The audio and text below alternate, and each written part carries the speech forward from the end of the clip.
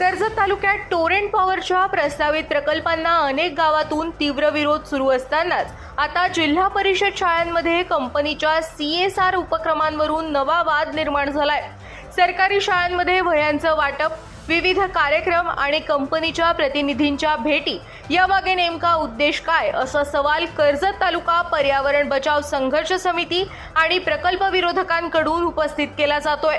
Torrent power कंपनीकडून कर्जत तालुक्यात CSR अर्थात कॉर्पोरेट सोशल रिस्पॉन्सिबिलिटी अंतर्गत काही जिल्हा परिषद शाळांमध्ये वह्यांचं वाटप, शैक्षणिक साहित्य वितरण आणि विविध उपक्रम राबवले जात असल्याची माहिती समोर आली आहे।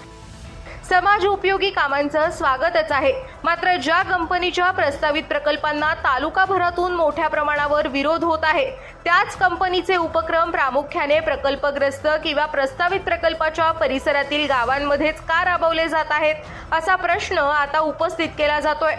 प्रकल्प विरोधकांच्या म्हणण्यानुसार जर CSRचा उद्देश केवळ समाजसेवा असेल तर तालुक्यातील सर्वच जिल्हा परिषद शाळांना समान लाभ मिळायला हवा, मग इतर भागातील शाळांमध्ये असे उपक्रम का दिसून येत नाहीत?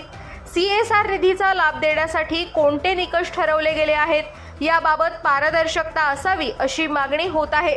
या कार्यक्रमांना शिक्षण विभागाची लेखी परवानगी होती का? शाळा व्यवस्थापन समिती आणि पालकांची संमती घेण्यात आली होती का? विद्यार्थ्यांचे फोटो, व्हिडिओ किंवा कार्यक्रमातील दृश्यांचा वापर कंपनीच्या प्रसिद्धीसाठी केला जाणार आहे का? आणि सरकारी शाळांचा वापर कंपनीची प्रतिमा उंचावण्यासाठी तर होत नाही ना, असे प्रश्न उपस्थित करण्यात आले आहेत। प्रकल्प विरोधकांचं म्हणणं आहे की CSRच्या माध्यमातून स्थानिक नागरिकांमध्ये कंपनीबद्दल सकारात्मक भावना निर्माण करण्याचा प्रयत्न होत असल्याची शंका निर्माण होत आहे। मात्र पर्यावरण, शेती आणि स्थानिकांच्या हक्कांशी संबंधित प्रश्न केवळ CSR उपक्रमांमुळे संपणार नाहीत। दरम्यान ॲडव्होकेट कैलास मोरे यांनीही यावर प्रतिक्रिया देताना म्हटलंय की CSRच्या नावाखाली शाळांना मदत केली म्हणून वादग्रस्त प्रकल्पावरील लोकांचा विरोध कमी होणार नाही। हा लढा पर्यावरण, शेती, पाणी आणि स्थानिकांच्या हक्काचा आहे। कर्जतचा निसर्ग वाचवण्यासाठी नागरिकांचा संघर्ष सुरूच राहील। शिक्षण विभाग, जिल्हा परिषद आणि जिल्हा प्रशासनाने या संपूर्ण प्रकरणाची वस्तुस्थिती स्पष्ट करावी।